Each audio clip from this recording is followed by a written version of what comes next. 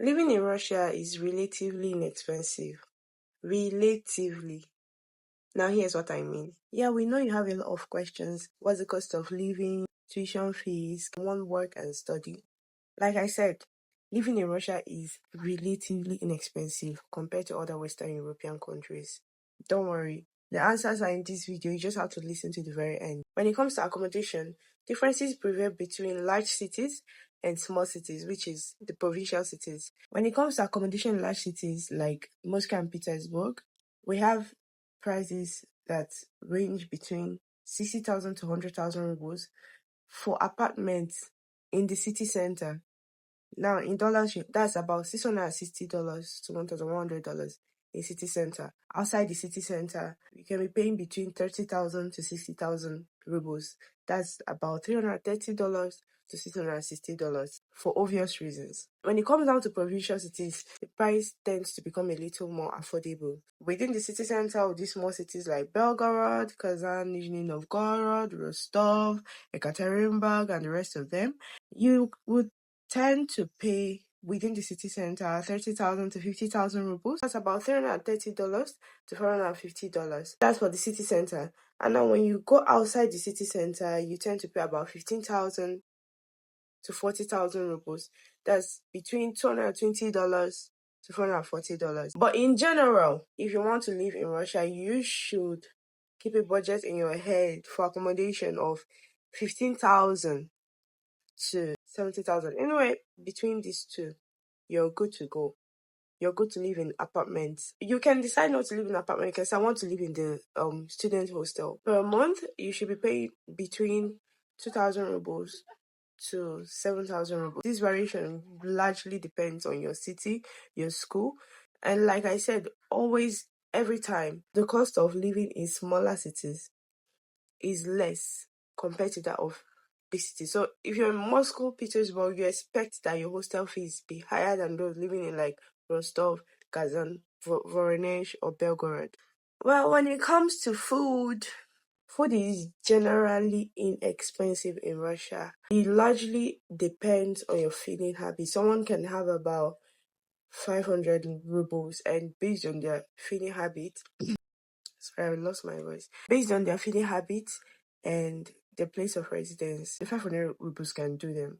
Someone like me, I love food and good food. So I tend to spend about 3,000 rubles per week on food. The difference between the cost of feeding in small cities and large cities is not so much. It's largely dependent on how you eat. Someone that lives in Moscow, eating a certain way, can live in Belgorod and still maintain the same range of cost of feeding. In general, you should have about 8,000 to 25,000 rubles or 20,000. If you have something between those two, you can live in Russia and eat well. You'd be surprised, you'd be amazed at how much the little you think relative to other countries you've been in will get you at the supermarkets. And that was for food. Then there are utilities like you have the water bills, you have the electricity and all that.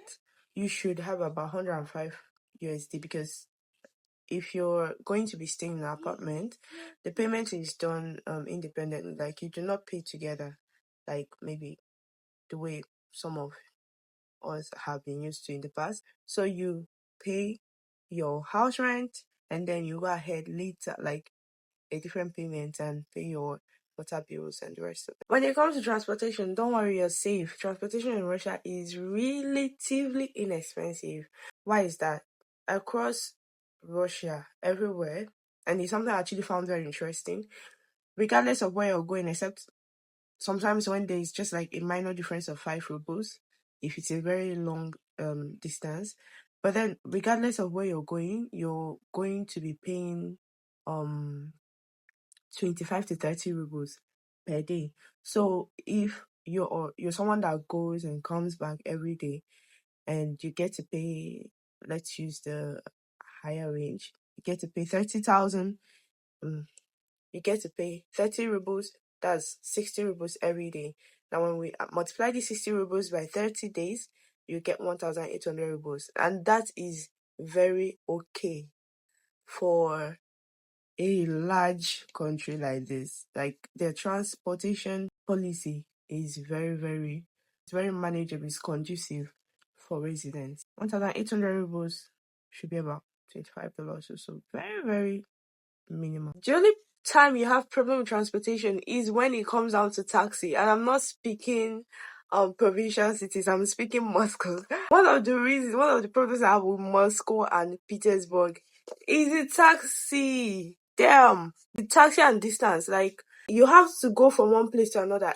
It's just like a stretch of distance. It's like you're going from, if you stay in Moscow, it's like you're going from one small city to another small city. You could be in a taxi 2 hours within Moscow from one place to another. That's really crazy. Apart from that, the taxi price and everything it gets exhausting sometimes, especially when you just want to like chill and not have to bother about all this crazy taxi price. Crazy taxi prices are one of the main problems people have in Moscow.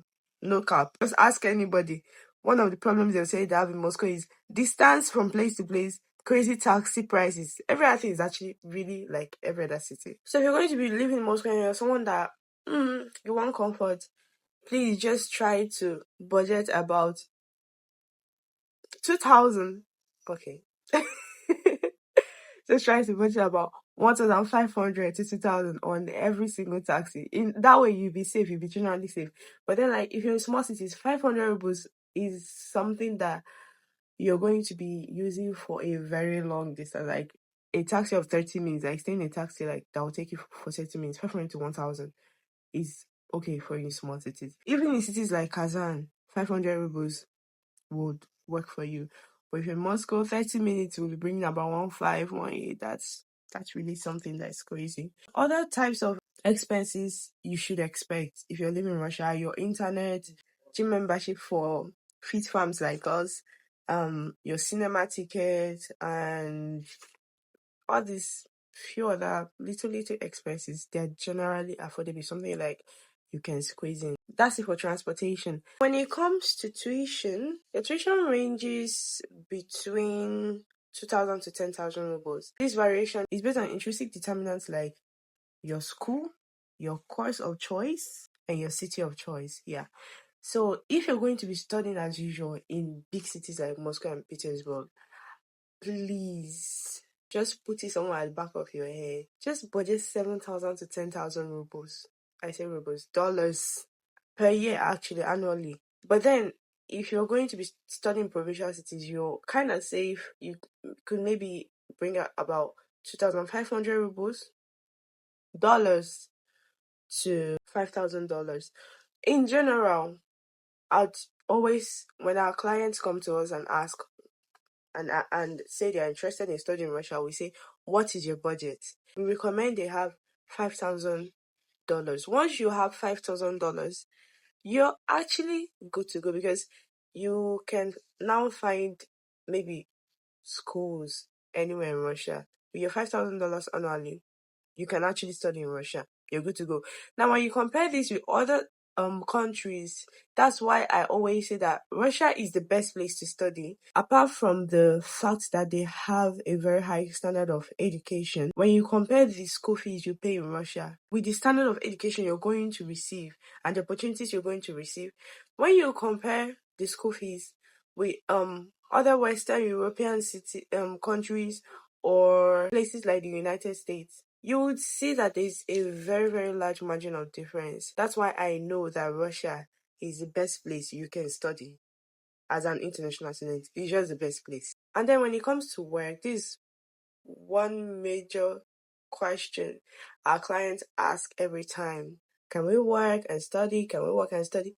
Listen, if you're in Russia studying, you can work.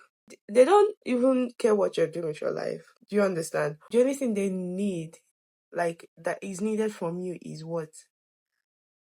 Just make sure you're attending your classes. Just make sure you pass your exams. Just make sure you're not encroaching to your academics. It's that very important in the Russian system of education. Ensure that you're showing up to your classes and passing your examinations.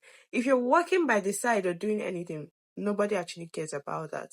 So yeah, you can study and work. There are different types of work you can do. You have the part-time jobs like tutoring. I've done that before as an English teacher. So it's really flexible and it's highly prevalent. Many international students do that. And they offer good rates. Yeah, relatively good rates compared to other part-time jobs in Russia. You can work as a translator. You can work in the service industries. You can work in the hotels as a hotel attendant. You can work as a receptionist. You can work in events as an attendant too. Cafes, yeah, very, very prevalent. You can work in cafes as cook, waiters, waitresses, wash dishes, cleaner. You can work as a receptionist in restaurants. You can work as a waiter too. And then you can actually do blue collar stroke manual jobs like the construction, the farms. You can work white collar jobs, definitely. Wow, that should not have come last. Definitely you can work white collar jobs in Russia with if you have your bachelor's certificate, your master's degree, you can use it to get white collar jobs. And then you can work in call centers, and you can also work in commercial businesses like you can work in magnets, Peterechka, you can work in these places as cashiers. Generally, where we find jobs in Russia is on Avito. It's an app. So there are apps for this, but the main one we use is Avito.